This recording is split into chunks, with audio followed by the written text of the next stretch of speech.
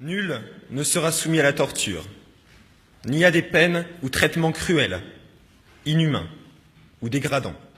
Article 5 de la Déclaration universelle des droits de l'homme. En France, il a fallu 2 siècles et l'intervention d'un nombre important de philosophes, d'intellectuels et d'hommes politiques pour que le combat contre la peine de mort soit finalement gagné en 1981. 2 siècles. 2 siècles pour qu'enfin le crime légal ne soit plus protégé. 2 siècles pour que des hommes parviennent à changer et à faire avancer notre démocratie et notre société.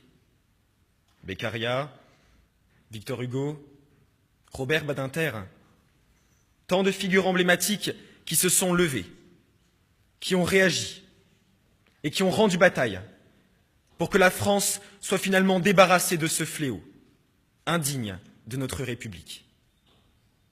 Combien de temps faudra-t-il encore pour que cet acte inqualifiable soit finalement rejeté dans le monde? Comme Martin Luther King, aujourd'hui, je fais un rêve. Un rêve dans lequel la peine de mort ne serait plus perçue comme le moyen le plus efficace de rendre justice. Simple, rapide, expéditive. Elle punit un criminel coupable d'actes ignominieux envers la société. Mais n'est-ce pas trop simple? Notre société a pourtant bien évolué. Mais nous revenons au temps primitif, à la loi du talion, œil pour œil, dent pour dent. En appliquant ce principe, nous nous rendons au moins autant coupables que l'assassin lui-même. Pire, c'est toute une société, toute une population qui tue un être humain, et ceci de façon préméditée. Qui sommes-nous pour en décider ainsi? Ne serait-ce pas à Dieu, et à Dieu seul, d'avoir un droit de vie ou de mort sur tel ou tel homme? En adoptant et en appliquant la peine de mort, c'est toute une société qui refuse à l'un de ses membres le droit le plus fondamental, celui de vivre. Et aujourd'hui, j'ai envie de m'adresser à ceux qui croient en la peine de mort, à ceux qui prétendent que la peine de mort est un moyen de prévention et de dissuasion. Nous leur conseillons de se renseigner avant de clamer haut et fort de telles sottises. Appuyons-nous sur des chiffres et des faits. Une étude fut menée par 79 des plus brillants criminologues du monde. La quasi-totalité d'entre eux, 88,2%, est convaincue de son inutilité en ce qui concerne la dissuasion. De même, les statistiques montrent que dans les pays abolitionnistes, la criminalité n'a pas augmenté. Elle a même diminué dans la plupart des cas. Pour que la peine de mort soit exemplaire, il faudrait aussi qu'elle soit rendue publique. Or, dans certains pays, dont les États-Unis, les exécutions ne le sont pas. À quoi bon vouloir donner une valeur d'exemplarité à la peine de mort, alors que celle-ci reste secrète? D'après Aristide Briand, prix Nobel de la paix, de même que le meurtre privé se cache par crainte, le meurtre social se cache par honte. À ceux qui proclament que l'exécution du criminel soulage les proches des victimes, nous leur répliquons que ceux-ci sont éplorés, en deuil, choqués et bouleversés, et qu'ils ne doivent en aucun cas être des pions sur l'échiquier qui oppose les défenseurs des droits de l'homme et les autres. Cessons de jouer. Le coupable a ravi aux proches un être qui leur était cher.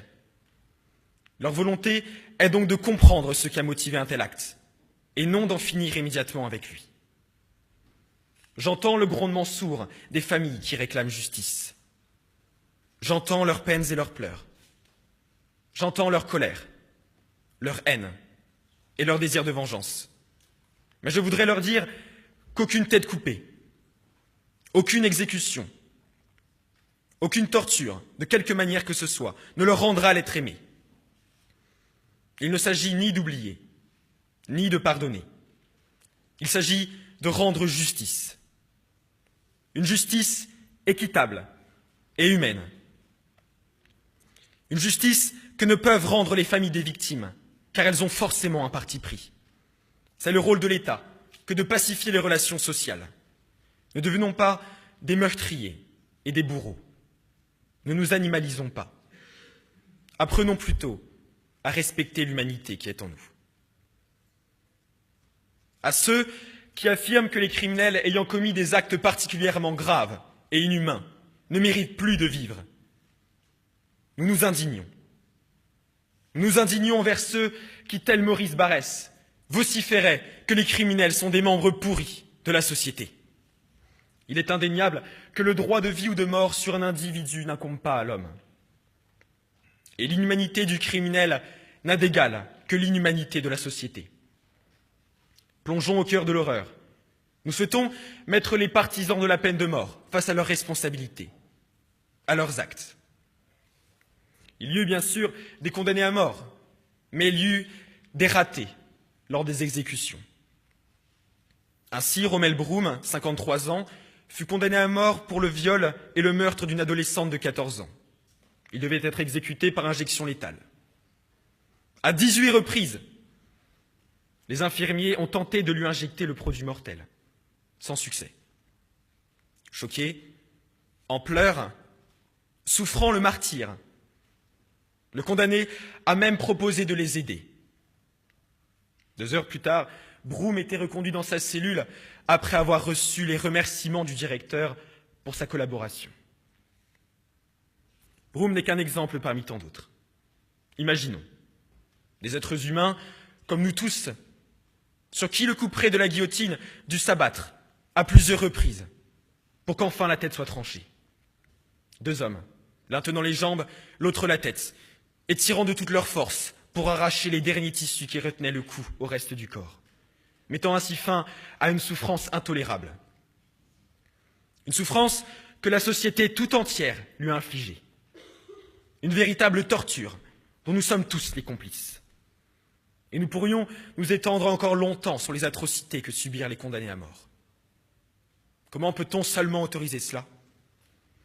Comment peut-on se regarder dans une glace en ayant à l'esprit que nous avons condamné un de nos semblables à mourir dans les pires souffrances, lui refusant toute dignité et toute compassion? Aujourd'hui, dans certains pays, dont encore une fois les États-Unis, la méthode d'exécution de la chambre à gaz est toujours usitée. Les pays qui se disent civilisés, respectueux des droits de l'homme, utilisent donc encore des méthodes qui renvoient aux heures les plus sombres de notre histoire. Le spectre du crime contre l'humanité n'est pas si loin.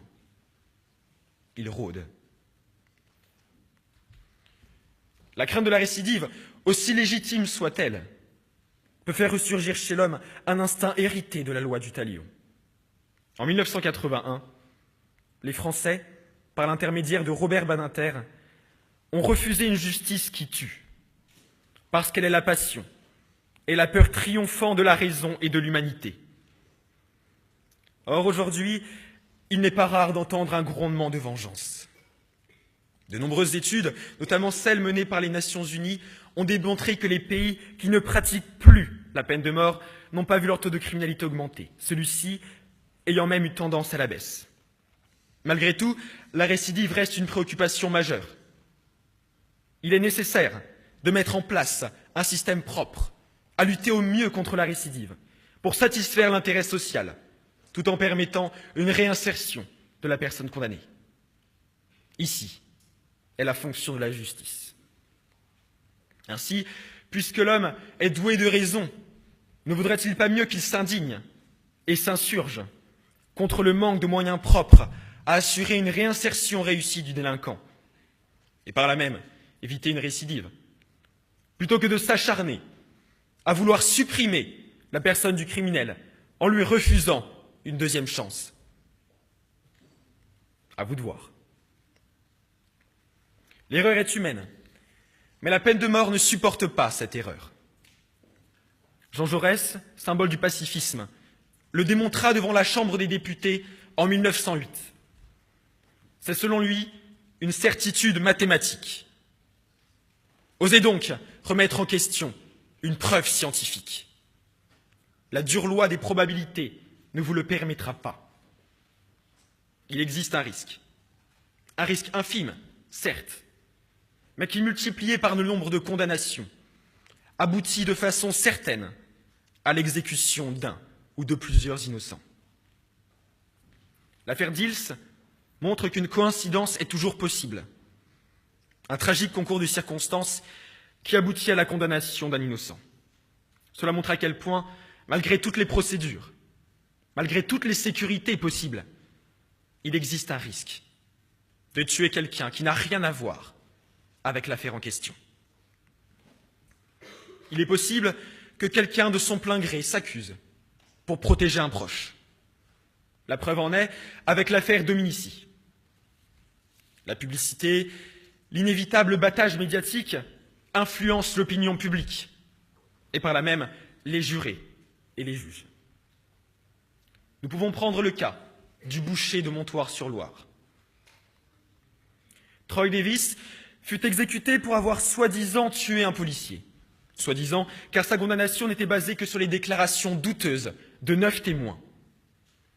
Quelque temps après sa mort, on découvrait que de nouvelles preuves, faisant peser de sérieux doutes sur sa culpabilité, avaient été négligées. À l'heure actuelle, 6 des 9 témoins se sont rétractés. Qu'attendons-nous pour mettre fin à ce véritable massacre d'innocents qu'est la peine de mort? Et le cas de Davis n'est malheureusement qu'un exemple parmi tant d'autres. La pression maintenue sur les suspects lors des gardes à vue peut aboutir à des aveux extorqués. Ce fut le cas de Caroline Dickinson. Est-ce là la justice? On ne trouve pas le véritable coupable, alors on choisit un innocent. Est-ce là la justice? Tuer au hasard? Après tout, peut-être qu'avec un peu de chance, on aura le coupable. Depuis que l'homme vit en communauté, il crée des lois afin de pratiquer une justice légale. D'après Pascal, la justice sans la force est impuissante. La force sans la justice est tyrannique. Mais il est plus facile pour le fort de devenir juste que pour le juste de devenir fort. L'État est fort. Rien ne l'empêche de devenir juste.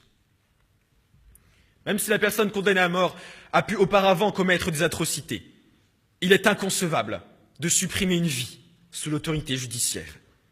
Ne dit-on pas que l'homme est la plus intelligente des espèces sur Terre? Le plus intelligent est celui qui s'arrête le premier, en vertu de la raison. Celui qui arrête ce véritable bain de sang que l'on nomme justice et qui persiste encore dans de nombreux pays. Nous en avons terminé. Du fond du cœur, mesdames et messieurs, membres du jury, je vous remercie. Je vous remercie d'avoir suivi cette plaidoirie à laquelle, j'en suis certain, vous ne manquerez pas d'adhérer. À la mémoire de tous les grands abolitionnistes, en souvenir de tous ceux qui ont œuvré et lutté contre cet acte abject qu'est la peine de mort, il est de notre devoir de nous engager, à notre tour, pour combattre les exécutions qui assassinent des innocents, ravagent des familles, dégradent l'être humain et privent les condamnés à mort de toute dignité et de toute compassion. Il est temps d'instaurer une justice véritable, équitable et humaine. Il est temps de laisser à l'être humain une seconde chance. Je n'ai pas la prétention de m'approprier les mots que Martin Luther King a prononcés, mais aujourd'hui, je fais un rêve. À l'instar de Victor Hugo, d'Aristide Briand et de Robert Badinter, j'ai un rêve.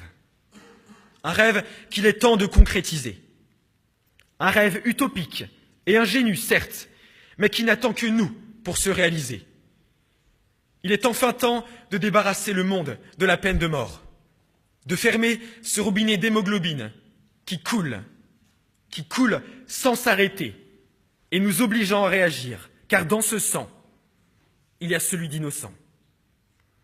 Et en vertu de la raison et de l'humanité, il est temps de nous approprier les valeurs justes et droites auxquelles nous aspirons. Mesdames et messieurs, membres du jury, aujourd'hui, nous faisons le même rêve. Et ce rêve, c'est main dans la main que nous le réalisons.